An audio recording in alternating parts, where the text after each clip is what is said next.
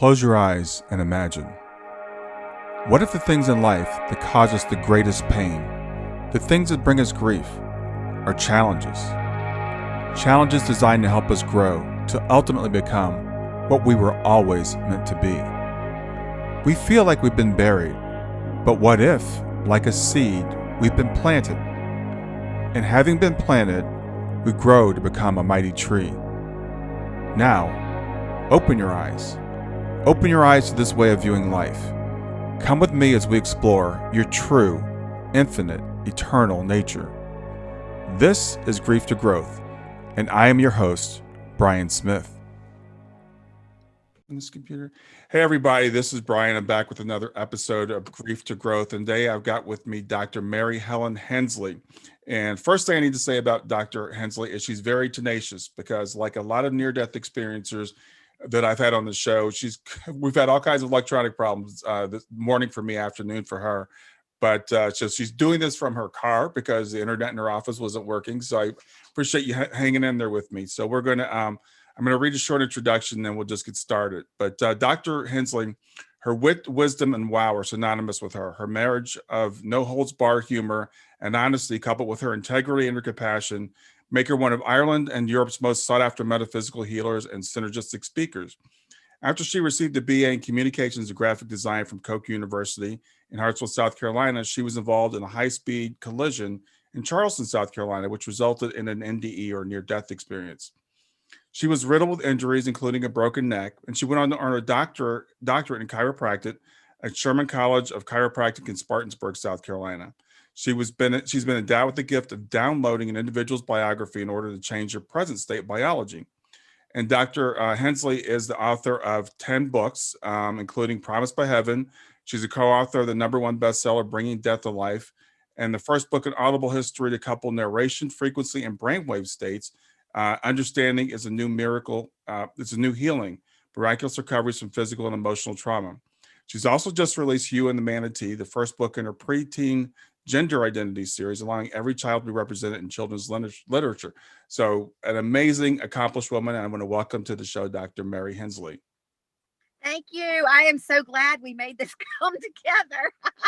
Yeah, like I said, I appreciate your tenacity and you're sticking with this. And people might notice right away, you do live in Ireland, but you're obviously not from Ireland. No, I'm from Southern Ireland. No, I've lived in Ireland 22 years, but anyone from the South knows you do not lose this accent. So I'm from Virginia originally, and Virginia has stuck with me in my heart and in my throat my whole life. Yeah, I love it. My family, I've got roots in the South too, and I love the two names, Mary Helen. So yeah, yeah. Yes. So I appreciate you doing this. I wanted to have you on. I've heard you speak before. You talk about your NDE and your how that's changed your life. But so I'd like for you to tell people kind of a little bit about your story, how your NDE, and wherever you'd like to start. Just jump right in.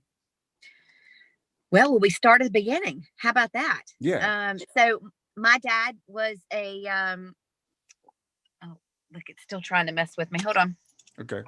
Can you hear me now? Yeah, I hear you now. We are doing this interview, y'all, regardless. Yeah, we're going to make it work. Whoever's doing it, you can keep trying, but this is happening. So basically, let's go back to 1968 when my mother was pregnant with me. Mm-hmm. And my father being, we're Southern Baptist, and he was a big football coach, American football player, but he was also a minister, and very much so devout with his with his parameters around Christianity and what that meant for him. Mm-hmm. And so when he and my mother were called into the doctor's office, and they said, we have bad news that you need to get your head around. My mother was in her first trimester and she contracted German measles. And so back in the day, this was really bad news. Today, it's not as big of a deal because we have means to deal with that. But back then, that meant limb loss, blindness, if the child even made it in the first place. This was just not something they wanted to hear. So off my parents go to digest the idea that this fourth child who's coming along in their 40s is not going to be okay. Mm-hmm. So my dad has what he describes as a celestial visit. And this was so fascinating because remember, this is a man of the Bible here. And so we think we'd be talking about angels or whatever. But this was, he described as two celestial beings. And I think that was his way of going, I don't know if these were aliens. I don't know what they were, but they weren't angelic in their presence. Interesting. And so this was a really tough thing for him to have to fit in that box that he had created for himself. And, but he couldn't deny it because it's what happened.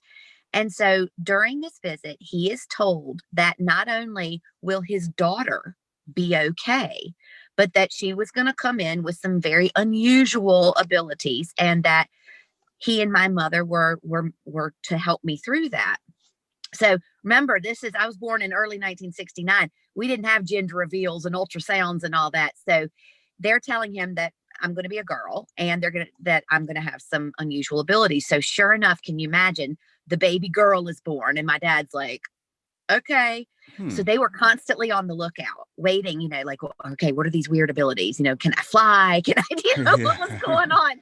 And, it was about when I was 4 when the first big conversation about this took place. And my very best friend in the world was my grandfather. He was Dr. Garland Clark. He was a surgeon from Kentucky, my mother's father. And I love this man. Oh my gosh, I love this man. And he was so wonderful. And he was just such a huge part of my childhood and to this day. But he would come and he would sit with me. He'd tell me stories. He was always grooming me, prepping me for service. I can look back at that now and see that's exactly what was happening. I was learning to see the world in a completely different way from a very, very early age. And so when I would bounce in and I'd tell my mother and father, we nicknamed him Judge was his name. And so Judge said, da, da, da, da, da, and they just kind of side glance at one another. And finally, my dad could not take it anymore. And so I get called into the kitchen. That's why I call it the kitchen table talk. And he sits me down, and in that big voice, that southern voice, he says, "Sugar, do you know the difference between alive and dead?" I was 4, and I'm like, I don't know what you're talking about. I really didn't understand. And it was then that they proceeded to tell me that Judge, my grandfather, had been dead since I was 1. Oh, wow. So now mom and dad are starting to see what those celestial beings were talking about. Okay, this child's talking to the dead. And so, but they couldn't deny it. So this is what was so fascinating, that this has to unfold where they have their own parameters of what's real and not real to them. Yet they're having to accept that this child who couldn't, I was too young to know how to make something up or to, that way. And I was saying stuff that only I could have known had my grandfather Judge said it. So this is the very first thing that they're having to digest, and that first kind of glimpse of the weirdness. So yeah, that's how far back it goes. Wow. That's, it's really fascinating. My grandfather was a pastor. So, and I grew up, in his church. And so I understand that paradigm that people have about the Bible. And when I hear you use the phrase talking to the dead, I know a lot of Christians will whip out their Bibles right away and say, well, this is not something we're supposed to do. So how did they deal with that? I mean, they accepted it was true. I guess they had no choice. They had no choice. Yeah. And I didn't come in with an owner's manual, Yeah. And so we were literally kind of bumping along the way, finding our way. But this was an interesting thing because this made a huge impact on my life from an early age. My father decided, and I think he was so in awe and so uncomfortable simultaneously, that he said, look, we understand what's happening. We know that this is a gift from God. He was very clear about talking about this, but he said, we don't want to share this outside of the family. In fact, only mom and dad, my siblings didn't even know. Oh, wow. Okay. So, my father was, I don't know if he was afraid of exploitation or what people would say or what people would think, how, keeping up with the Joneses, and we're good at that in the South. And so he was very adamant about the fact that I could speak to them about this. And I had lots to speak about, because now as I'm moving into, like 9, 10, 11, 12, I'm starting to have prophetic dreams. So I'm dreaming something and then it's coming true. And Dad, being a local minister, of course, was doing eulogies. And I'm like going, hey, Mr. Jones is going to die on Tuesday. And sure enough, Mr. Jones would die on Tuesday. And so what could they do? Only deal with it and accept it the best way that they could. But I learned from a very early age to keep my mouth shut. And so I did not talk about this outside of the house ever.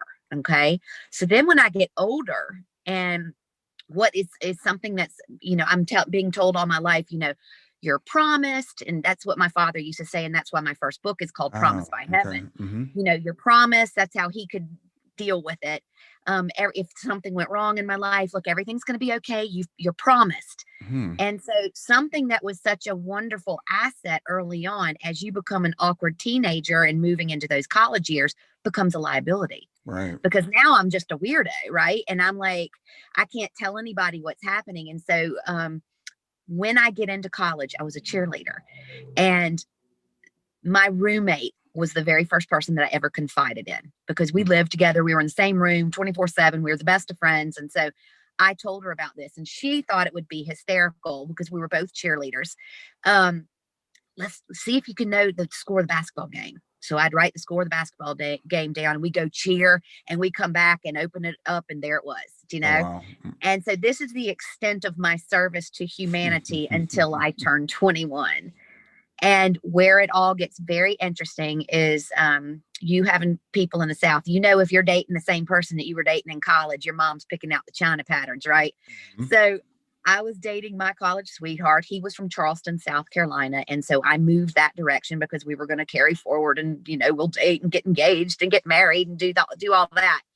So I had a job in a sign company, and I wasn't making signs or using my graphic design degree to design. I was mopping floors. It was literally the only job I could get.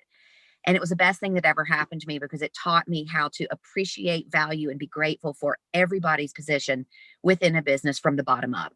And it's been one of the most beautiful gifts I've ever had in my life, And so I'm on the way to our Christmas party for the sign company. It's December 14th, 1991.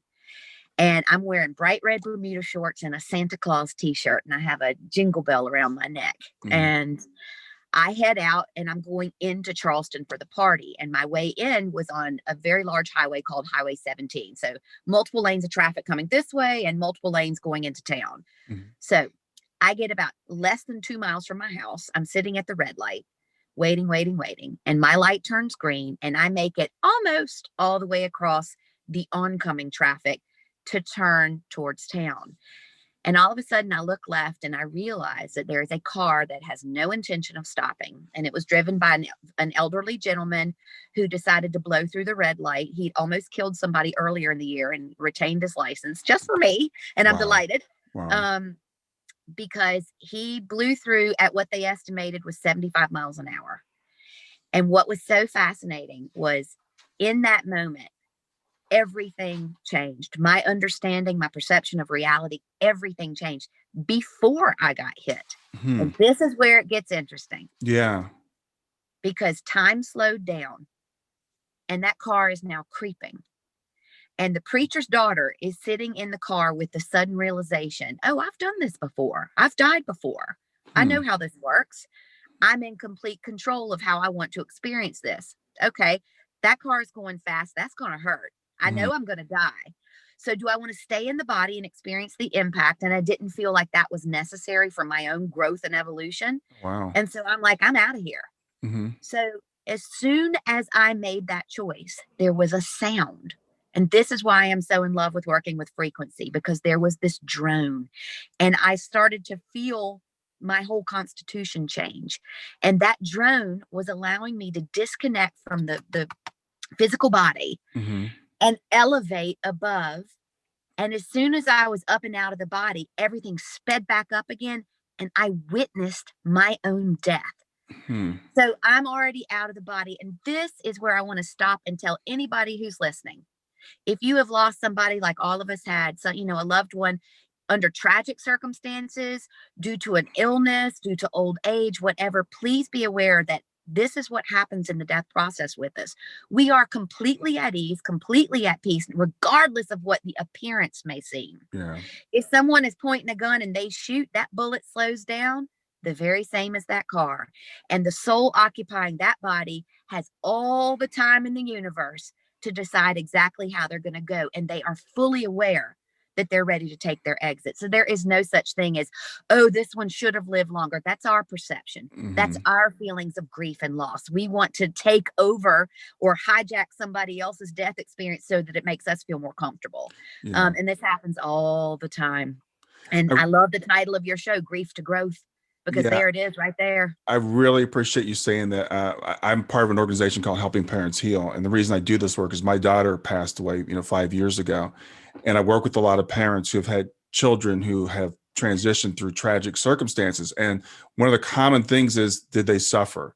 Were they there when the accident happened? Were the bullet, as you said, did they suffer? What was that experience like? So that experience is different for every individual. But what you have to know is this is where we've really got to go. You don't get to when everything's going well and life is good and, everybody's happy around you and you're feeling great. Oh, the universe is at the wheel. I hear in my neck of the woods, Jesus is at the wheel all the time, except for when he's not. Exactly. Exactly. And I'm going, y'all don't get to do that because that is ironclad universal law that this is across word. Hold on, I'm gonna have to turn the car on here so my battery comes on. Okay. So this is universal law. So that applies to everybody in every circumstance, period. Okay. So just because or if a drug deal went down and went bad, if somebody was murdered, if somebody got hit in a car accident, if someone took their own life, the circumstances are the very same. And this is where we have to deprogram our minds because we get so caught up in our religious tenets and our judgments, except for when it applies to us, now, yeah. Oh my gosh, suicide, that's an awful thing. That's when it's somebody else's kid. And then all of a sudden when it's your own child, you're like, well, Jesus takes everybody. We are so full of it. It is so funny. Yeah. And so what I want people to understand is that this is across the board for everybody. And so it was amazing, regardless of the circumstances behind the death, at that time of death, even if the body is giving the appearance of great suffering, the soul has the capacity to raise and lower out of the body. And it is going to experience the death exactly the way it wants to experience the death. Yeah. Because it's at the wheel. It is by divine ordinance that this death is taking place, that soul chose to come in. And the human race has become so horrible about qualifying the value of a life based on its quantity. Yes. Oh, gosh, they were 17 years old and had a whole life ahead of them. And I'm going, listen, in my line of work, I have worked with so many people who have been forever changed, so deeply impacted by a baby that never even made it out of the womb. Do you know? So to put a value on somebody's life and their contribution to the lives around them based on the time that they're here, it's crazy. It just makes no sense. Yeah, well, it is a very human thing that we do. And with my daughter transitioning at 15, I hear that a lot of times, it's so tragic. Her life was cut short. And as a parent, I feel that way sometimes too. But then I look at physical presence. Yeah, but I look at the impact that her life has had, for her only being 15 years. And as you said, it's a huge impact. And even a baby that doesn't come in, we don't even know what impact that might have on the parents and the ripple effects as it goes out. Totally. Absolutely. Yeah. So we've put some strange little notions around death. And, the funny thing is, like, for me, having been there and come back, death is like walking from one room into the next. Yeah. And we have made it such a horrible thing. Of course we miss the physical presence. Like my father, he died in 2012. I love this man. He was amazing. So motivational, very uplifting, such a disciplined, incredible man. And my mom was the preacher's wife and his wing woman for 60 years. And when he died, everybody thought my mom was going to be right after him. My mom is vibrant. She's 91. She just released her first book this Christmas. Oh, wow. And has number 2 ready to come out. Do you know? She is incredible. She would tell you that she loved and adored my father more than anything. They had 60 wonderful years together. But a different chapter in her life began because of my father's passing. Yeah. And so it is crucial for people to understand that if you want to lose yourself to grief, that is a choice. Mm-hmm. And that doesn't mean that, and all of us grieve differently, but some of us get so stuck in that cycle of grief that we never come back out of it again. And there's the life wasted, not the one that was tragically taken or whatever. The life wasted is the one that has literally parked, set up camp, pitched a tent, built a fire, and is roasting marshmallows in grief. Yeah, thank you. Yeah, amen. So I interrupt your story. Let's get back to your near-death experience. So you leave your body. What happens next? So there I am, freshly dead, and I'm hovering over the body, and everything's sped up. So I watched that car hit my car, and I watched everything kind of unfold underneath. Mm-hmm. And all of a sudden, the sounds began to change. So it went from that kind of low vibration that seemed to be keeping me connected to my physical body, and it changed to what I call the music of the spheres. It was the most incredible symphony, nothing that I could ever replicate here. These beautiful sounds, and I'm suddenly in a different space. And this space is like Grand Central Station. And everybody's like, oh, is that heaven? That's not how it works. Again, that's a setup that we've created with our human minds. Mm-hmm. And I am in this space where I am literally feeling everything around me, the colors, the sounds coursing through. It's not my physical body, but I still have a feeling of having a form, Mm-hmm. but it's now an energetic form. And I could stay there as long as I wanted to. And I was aware of who I had just been. I was then suddenly super smart because all of a sudden the veil was lifted and I remembered. And you're like, this is the big, oh, this is when you're so deeply involved in the Monopoly game that you actually believe you can buy Park Place with a pink $500 bill. This is when you pack the game up and you go, oh yeah, that was just a game. Yeah. Yeah. Oh, it allowed me a chance to interact with the other people that I was playing the game with. And oh, we laughed and how we fought and how we cried. And oh my gosh. And that's what it's like when you land in that space. It's incredible. And there's no sense of, oh my gosh, I need to get back in my body. Oh, what have I left behind? Oh no, it's not like that. And the best description I still to date have ever been able to give is if you were outside and it was a hot day and you were nasty and sweaty and you've been mowing the lawn or doing whatever, and you walk in the back door and you peel off those dirty clothes and you throw them down by the washing machine and you go get into the best shower ever.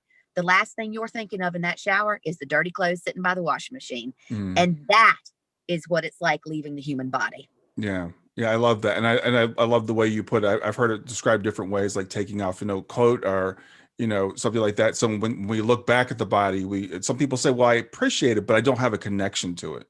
Correct. Exactly. Yeah. Exactly. So now I'm kind of floating in this fabulous space and I'm like, okay, this is amazing. And out of that atmosphere, literally it starts to form shape and two beings step forward. And I know that this is for my benefit.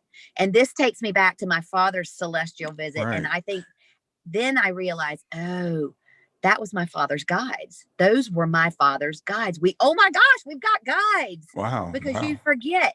So this again is a place where I want to stop and take calls and remind every single person who's listening, who is either here and struck by grief or has lost somebody and worrying about what happens with them. We all have guides all the time. You're never alone. So even in that darkest moment, if you've lost somebody that you think to immortal suffering and they were so alone and so heartbroken, sorry, that's not how it works at the death process, because they are there and they are juiced up and ready to go. And they are not alone.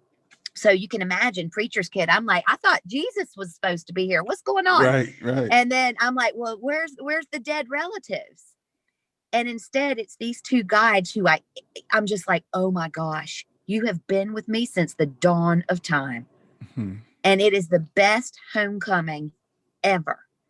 And so I got the chance just to absorb that love and to be in that space and to feel that. But then it was time to move into the life review. And this is where it gets super interesting, because I land in a space then with them by my sides. And it's like a cinema, a 360-degree cinema. So now my whole reality has just changed yet again. And now I'm sitting in this, and my idea or concept of what time is, boom, it explodes right in front of my face. Mm-hmm. Because I'm sitting here and I'm watching in 360 degrees. I'm watching me getting that kitchen table talk at 4. I'm watching me getting my driver's license at 16. I'm winning living history day in junior high at 12. I'm being gang raped at 17. All of these things are happening simultaneously. And I'm like, oh my gosh. Oh yeah. That's how this works. It's all happening at the same time. Yeah. It's almost impossible for a human brain to get around that. It's like nearly impossible. It's all happening simultaneously. Yeah, that freaks me out, and that's been something I've been trying to get my head around, because Einstein said that, 100 years ago, that the time is an illusion, but it's one that we can't get over. It's like, and so my mind, I just can't get that, but that's what physicists tell us. That's what people that had near death experiences tell us, that this is all happening at the same time, that there really is no time. So again, I'll go back to that Monopoly game. You and I know when we open up Monopoly and we sit down for a friendly game, I am not a shoe and you are not a dog, right? Right. But we take on the illusion and the pink money and that I can actually buy Park Place. Come on. Mm-hmm. We take on that illusion and we play that game accordingly. Mm-hmm. And so the very same thing happens here with time. We take on the illusion and agree to come into linear time. Mm-hmm. We actually come in and go, okay, time is marching forward, right? That's just not how it works. It's more like a merry-go-round that's happening all simultaneously, which Mm-hmm. makes far more sense when you actually think about it. Because if you're in the center of that merry-go-round and you're in the park and you're just playing, and there is a dog at north wagging its tail, and Mm-hmm. there is a man serving ice cream cones at east, Mm-hmm. and then there's kids playing in a fountain at south, and there's a mother walking her child in the west. Those things, we have no problem believing that, even though my merry-go-round is spinning and I might be seeing this one is also taking place. Mm-hmm. Right? Right. So whatever's happening in my north, there's still something happening in the south, just because I'm not looking at it. Right. So everything is unfolding simultaneously. So we have the capacity to affect change on our past, our present, and our future at the same time. And that is, oh my, you want to talk about the secret of the saints? There it is, right there. Yeah, and I'm actually, it's interesting you said that, because I'm reading a book right now called The Team. It's by a woman named Frances Key, who her mother channeled the book to her. And there's a concept that we can actually change our past, that we can, Absolutely. and that's just, again, that's another thing that's beyond my human mind to grasp. Well, think about it. People come, I work as I have my doctor's hat on during the day, and then I have Mm-hmm. other hours as a metaphysical healer. And one of the things I came back with that after the accident was the capacity to touch somebody, and I could kind of download the hard drive, and it would take me to the point in time where the individual changed their physical constitution.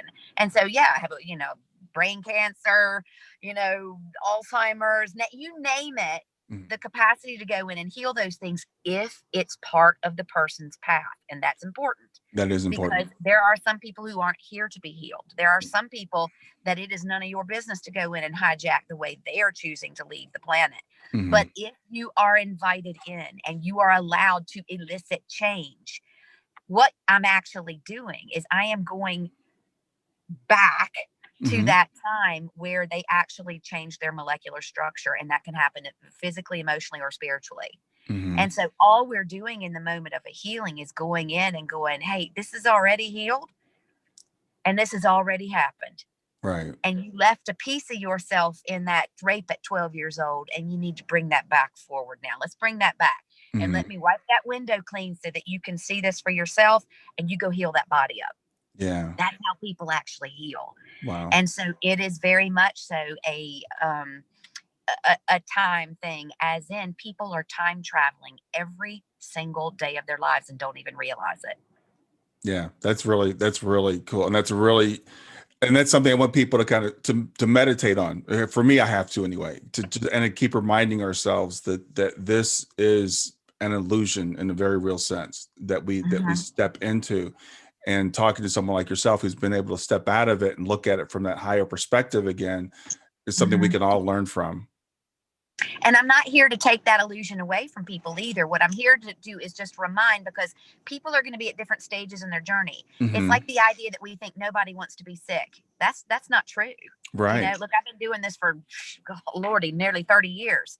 And if you think that everybody wants to be healed and well, you're mistaken, because there are some people whose illnesses are affording them opportunities in life that if they were in a state of wellness, they couldn't have. Yeah. I've watched family units change because an individual got sick. And so had that sickness never taken place, that unit would have never changed. I have watched it. Oh my gosh. I mean, there's a million stories about that. And so it's really, really important that we realize that we don't have the right to intervene with other people's stories unless we're invited in to do so. It's like right now, like every one of us is being affected by the global pandemic, right? Right. But what we are forgetting, and what people are using, and it's so backhanded the way we're bullying, we're passive aggressively bullying one another. You don't get to choose whether I live or die. That's my business. Right. And if you're terrified because I don't have a mask on, you wear your mask and you stay away from me, right? And it's a very personal choice and decision as to how people want to go. Like my mother, like I told you, vibrant, amazing. That girl is going to get her hair done every Thursday.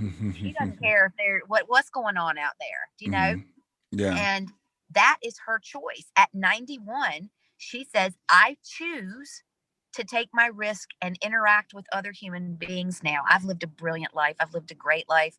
And if it gets me, she's already had it and got through it, by the way. Okay. If it gets me, so be it. But I do not want to be a prisoner of my own home in these, my most glorious years, when I want to revel in the love and companionship and affection of my family. Yeah. And I'm like, wow. Yeah. Yet people are attempting to take that right away from her, right? And people have their own opinions about this, but I just think our behavior is so funny, because if this were a lethal and deadly disease, every single individual who comes in contact with it would die. And this, like any other human experience, it's not killing everybody. It is definitely killing some people. This is not to say that it's not real. But like I said before, this is universal law. The way that the universe operates is the same across the board at all times under all circumstances. And so the very same as we've all seen that birthday card where you got the 100-year-old lady who's lighting her birthday candle with a cigarette. Yeah. If everyone who smoked, if cigarettes always cause cancer, everyone who smokes would all have cancer. Right. But it's not on the life path. It's a tool in order to enable somebody to get to cancer, right? If that's part of their journey. We'll get back to Grief to Growth in just a few seconds. Did you know that Brian is an author and a life coach? If you're grieving or know someone who is grieving, his book, Grief to Growth, is a best-selling, easy-to-read book that might help you or someone you know. People work with Brian as a life coach to break through barriers and live their best lives. You can find out more about Brian and what he offers at www.grieftogrowth.com, www.grief2growth.com, or text growth, GROWTH, to 31996. If you'd like to support this podcast, visit www.patreon.com/grieftogrowth, www.patreon.com/GRIEF2GROWTH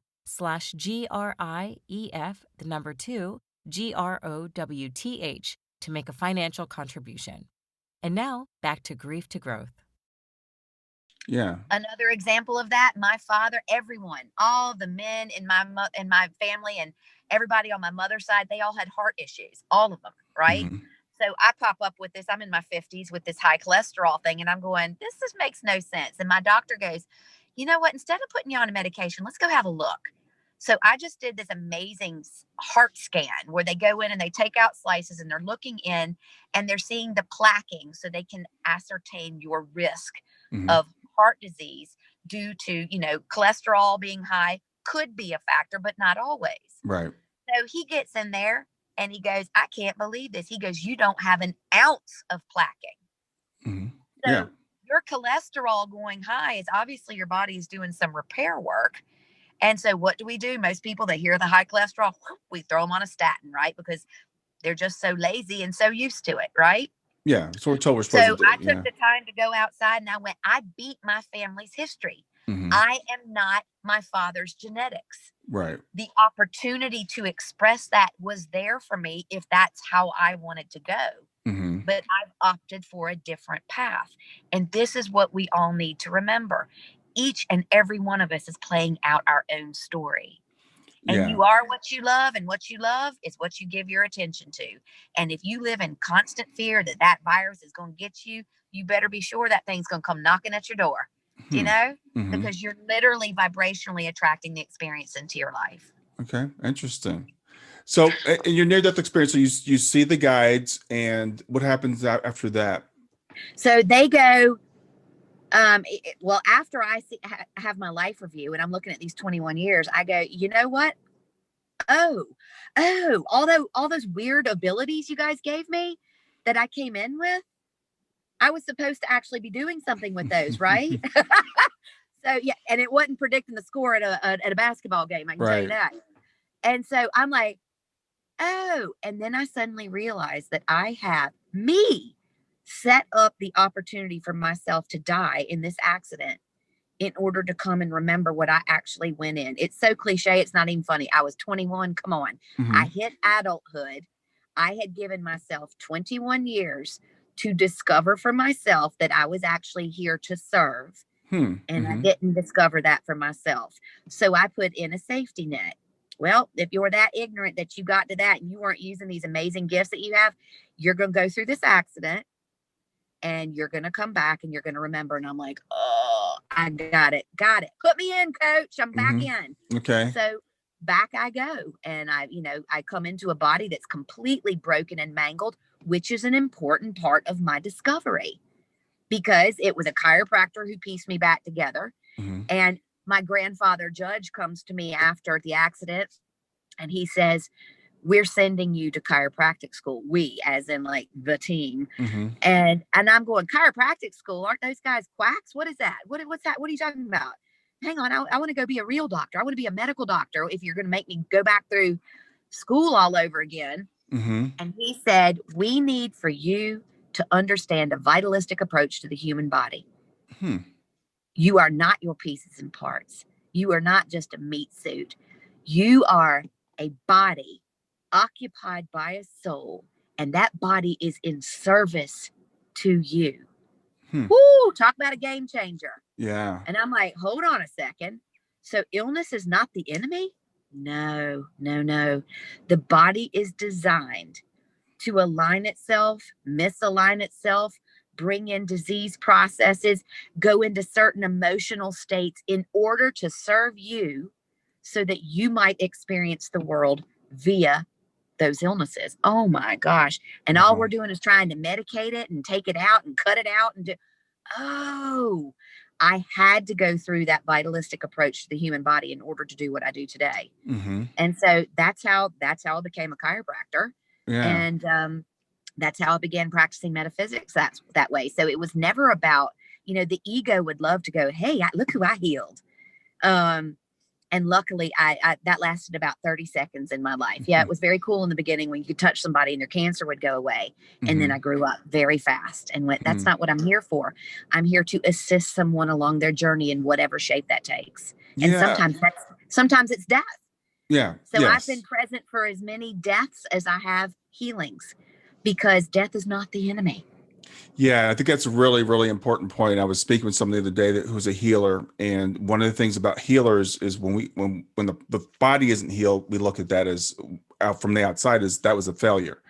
And we were saying that's the idea that death is the enemy. And again, people talk to me about my daughter, and her passing early, and I'm like, but we all transition, we all go back. We're not here to be here forever. And so this idea of clinging to the body and that a long life is the best life, Mm-hmm. I don't believe that at all. So Did you start this podcast because of her? I did. Yeah, absolutely. Okay. So you look at the number of lives that you are touching. And so to a soul who is divine, omnipotent, eternal, and knows it, if they're going to come in and go, you know what? He's got a job to do. I'm going to go in and I'll do 15. No problem. We're part of the same soul group. Absolutely. I'll go in. I'm doing that. And I'll take my leave because that will prompt him to step into the shoes he laid out for himself in service to humanity. And that's why she does what she does. And that's why you do what you do. Yeah, and that's a really hard concept for a parent to hear, the first time. I've been hearing this for a while now, and I've gotten to the point where I can accept it. But then that's why I do the program, because I want everybody to understand that everything that happens in our life is here to serve us. Absolutely. And I love what you said about, and I'm still not quite sure I understand soul planning, but it sounds like when you set up your plan, you set up a kind of a contingency. It's like, I'm going to come in with these abilities, but if I don't wake up by 21, I'm going to put this reminder. And I've always thought of the near-death experience as kind of like it's a wake-up call for that person. It's reset. Called free will, baby. Yeah. That's what it is. And what's so funny is people tend to put up on a pedestal or have this great reverence for the near-deathers, that we are. Oh my God, they're fabulous. And I get invited to speak in lots of places and it's fabulous, and all. I'm the one in Ireland here. We say when somebody's thick, that they don't get it. The NDEs happen to the thick ones because we came in to do something and we weren't doing it.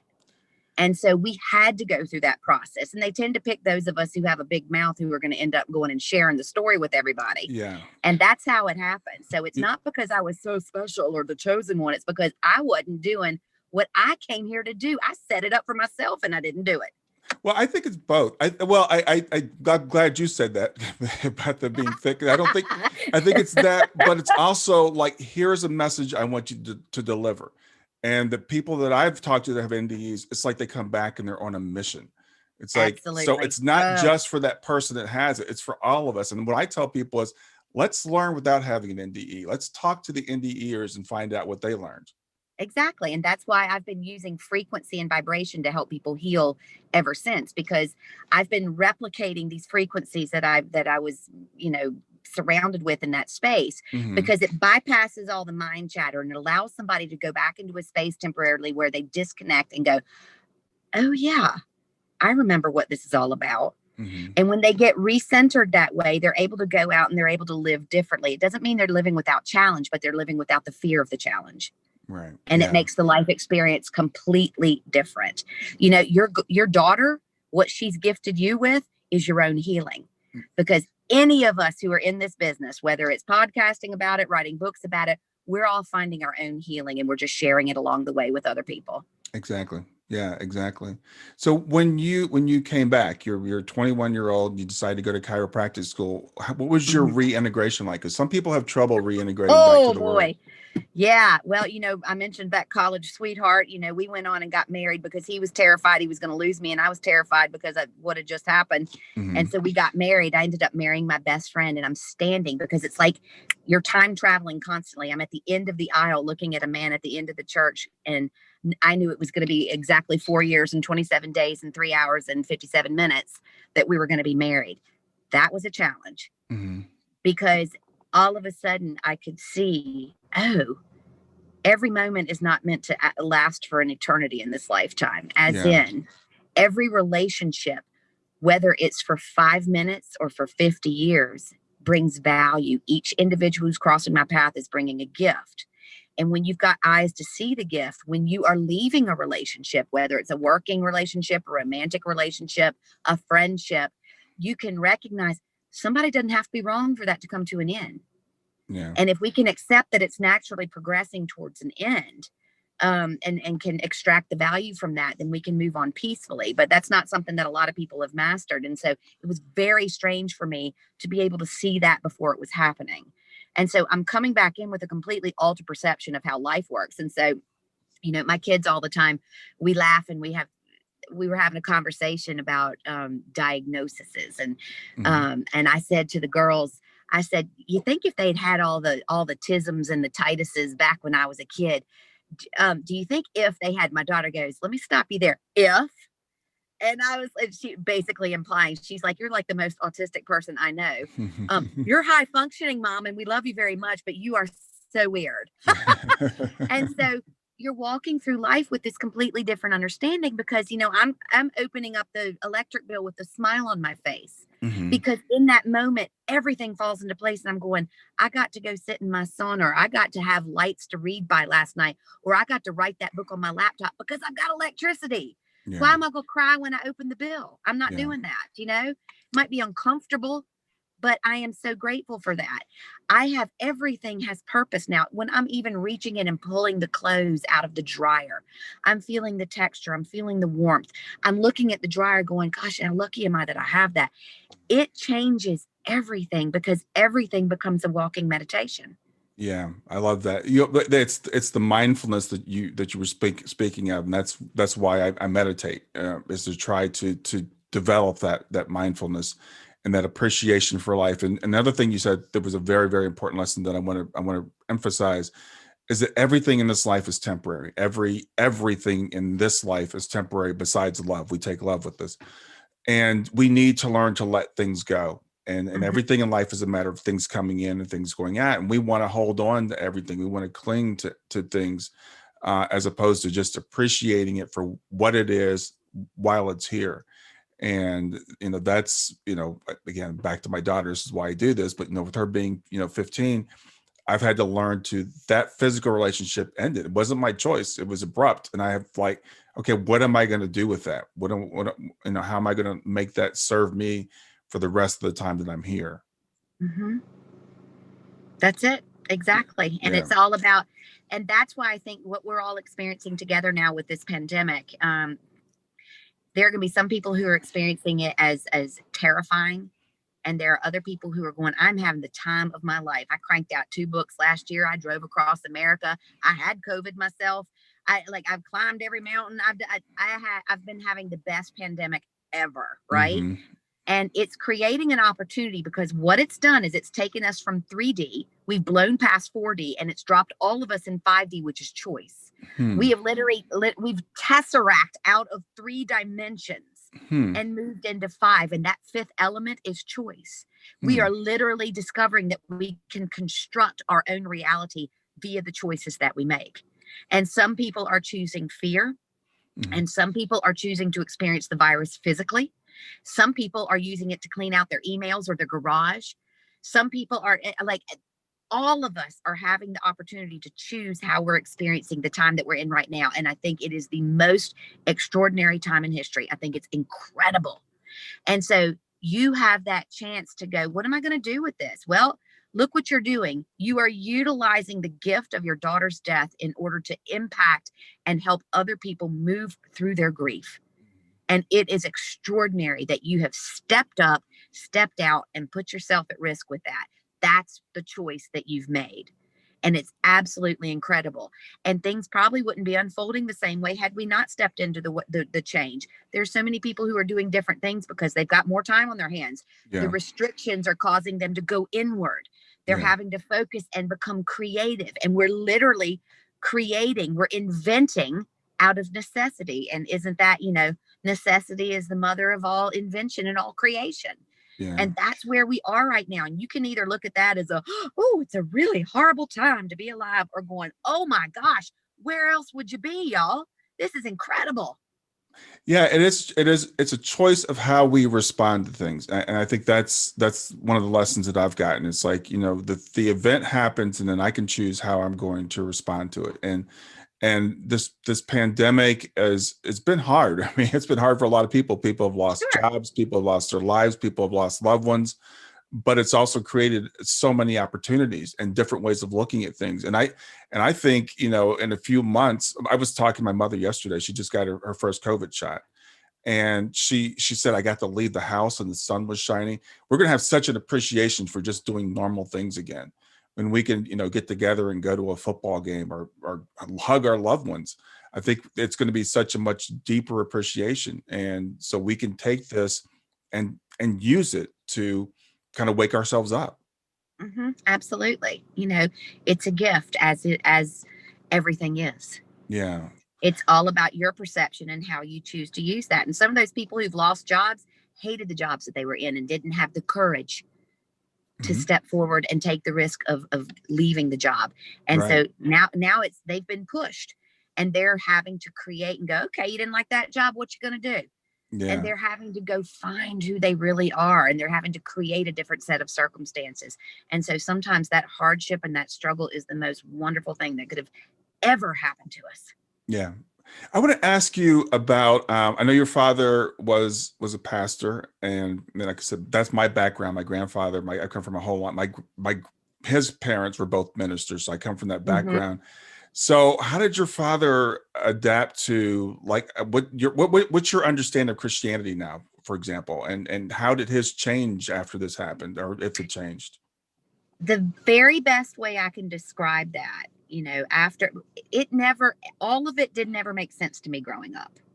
There were things I did not like the idea of some of the limitations and some of what I felt was very strong judgment that was being created on God's behalf. And I didn't feel in my heart that the God of this description would be the God of who would unfold this as well. And I'm like, that's, that vengeful and loving combo didn't work for me, and it just never sat right.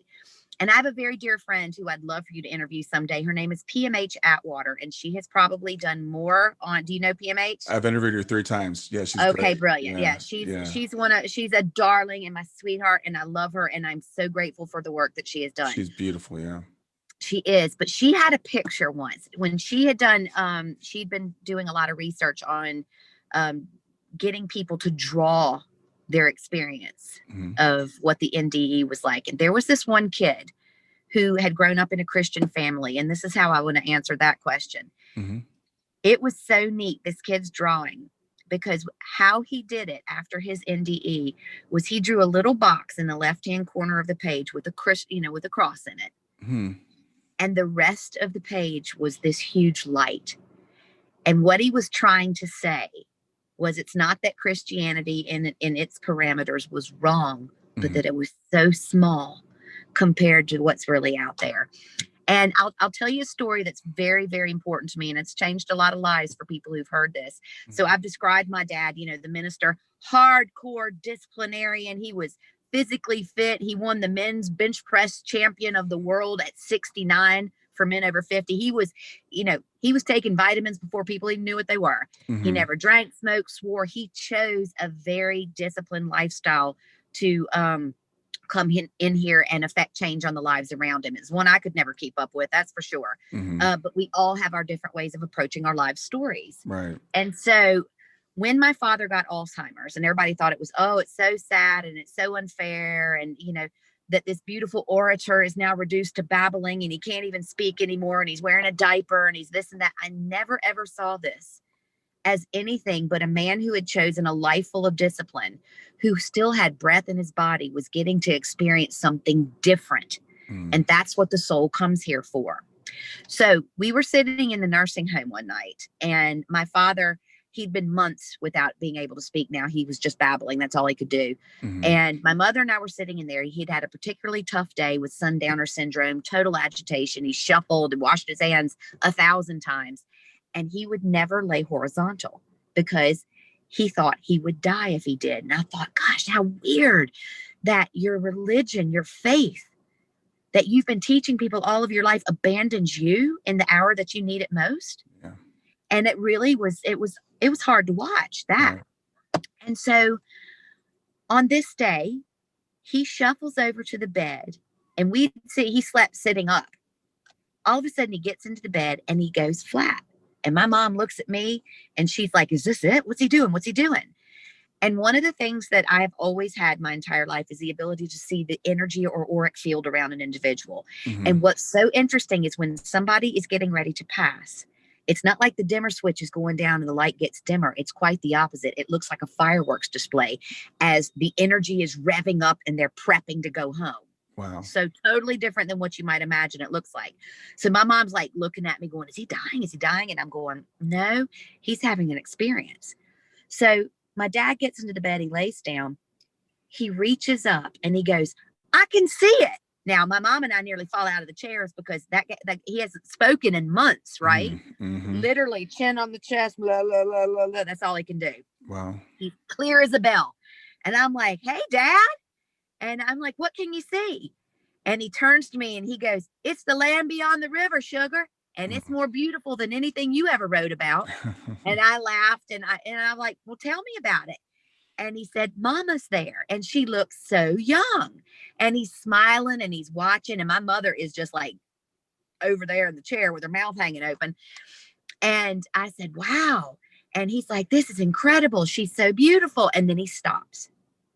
And he is like a deer in headlights. And I said, "Dad, are you okay?" And he goes, "Oh my gosh." And I said, "What?" And he goes, "Daddy's there." Now, this was huge because according to my father's criteria of what it means to be a good Christian, my grandfather was the anti of all of that. And my father had really, really suffered throughout his life, knowing that his father had not made it to heaven. And it really was a big deal for him. So next, all of a sudden, my dad's seeing his own daddy in the land beyond the river, and he's young looking and fabulous looking too. And he stops. And after all of those years dedicated to his religion, dedicated to his understanding of what it means to, to be a Christian and to, the balance between heaven and hell. And he turns around and he looks at my mom and he said, "Helen, I've had it wrong all along. You can't mess this thing up. Everybody's welcome here." Yeah. And that is one of you want to talk about a mic drop? There it is right there.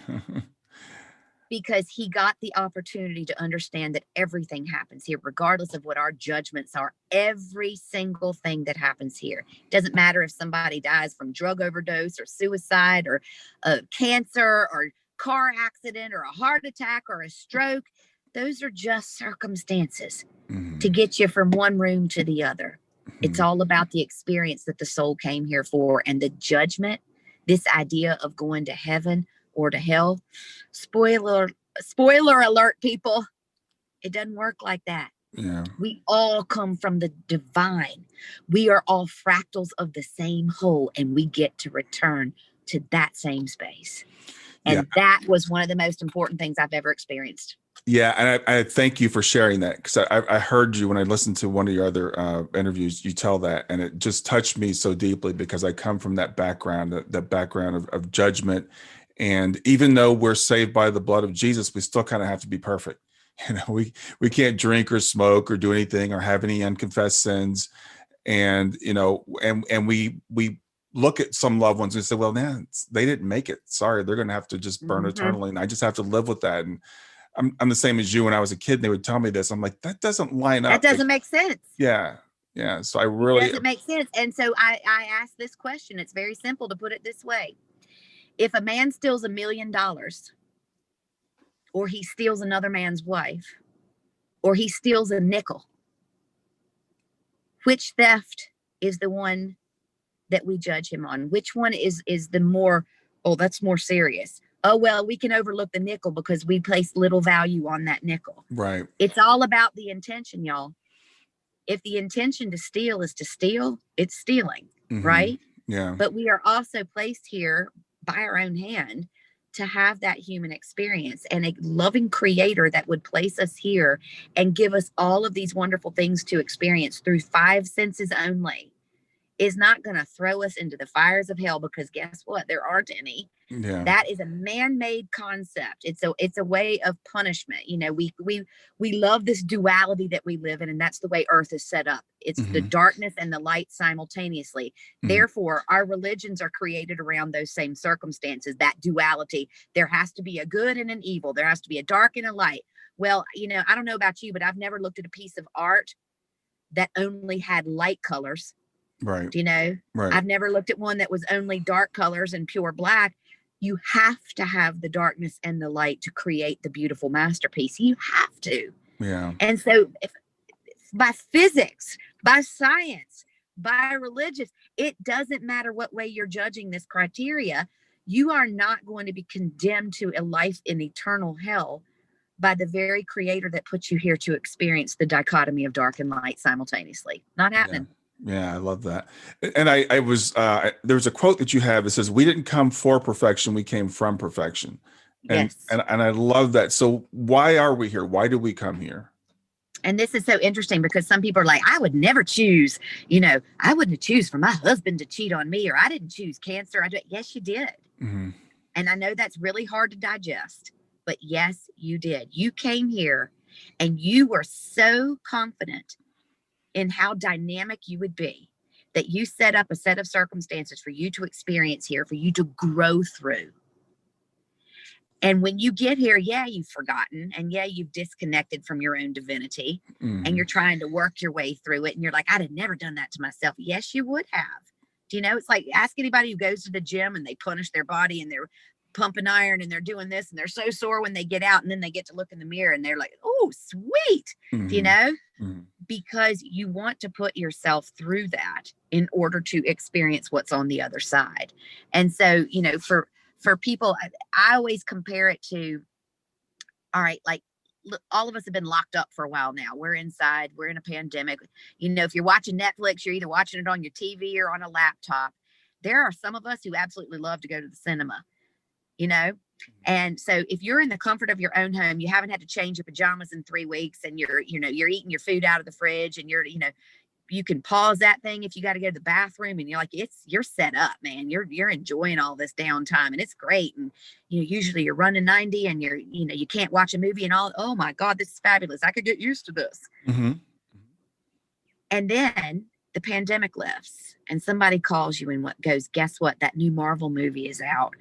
Oh, huge fan. And you go in and you walk into the door of the cinema for the first time in a year, and you are smacked in the face with the smell of that buttery popcorn.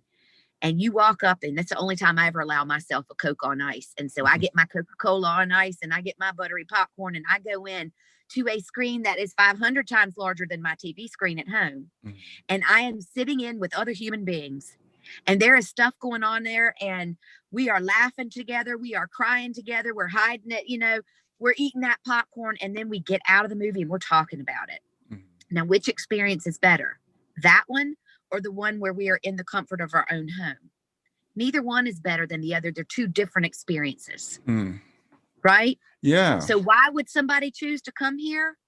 Because when we step out of perfection, we get to jump in here and we get to play, and we get to grow through these limited circumstances, through these illusions that we create for ourselves, as we rediscover that we already are that which we seek.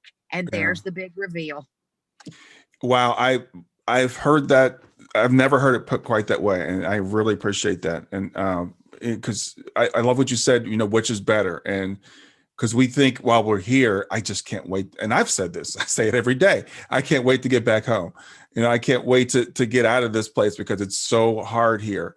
And I love what you said. And what's so funny is I've been there, and I'm not homesick. Yeah. Because I realize that we've got such a limited time here. Dude, I'm using it up. I am going to be that one skating into the grave, eating the chocolate covered strawberries with a glass of champagne going, woo, I did it. Yeah, exactly. And that's the thing, I think when we're here, and this is key for me, is remembering that this is a short time. This is temporary. And when I can remember that, then I'm okay. But it's when we're here, we're like, oh man, this is forever. This is my whole life. I've heard people say, when we have someone transition, I'm never going to see them again. And when I'm working with people, I'm like, that breaks my heart when I hear someone say that, because you will see them again. It's like it's like they went off to college or they went on vacation. When our loved ones go on vacation, we don't say I'm never going to see them again. We say I'm going to see them in a couple of weeks. Or if someone moves even across the world, we'll see them at vacation time. So we need to remember. I had that conversation, Brian, with my girls this morning because their dad left when they were very young. They were 1 and 3 when their dad left. Now, he's still in a physical body, but he lives in New Zealand on the other side of the world from us. And so they don't ever see him. And so I was explaining this concept to them going, your father to you is a 2D iconograph that you see on a video screen. Right. It doesn't mean that he's not your father, and it doesn't mean that he doesn't love you, but it means that the way that you're interacting with him is not in the physical. Do you still feel his presence? Yeah. And I was like, that's exactly what it's like when someone walks out of this life into another. And they were like, oh, okay. And I said, do you stop loving dad when the phone is off and you can't see him on the phone? No. Does dad stop loving you? Is that presence broken? No. And they were like, oh my gosh, I get it. I get it. Do you know? And so why would you want to leave now because your daughter is in a different room and deny the rest of us the gift of you? Yeah, well, that's a good point, and that's this is the thing about being human. This is why I do what I do. This is why I talk to people like you, because we have to keep reminding ourselves, That's and it. and when I hear you talk about your divinity, and again I think about my own upbringing, and when we say we're divine, that's blasphemy. Where we, where I came from anyway, that's what they put Jesus to death for saying that he was divine.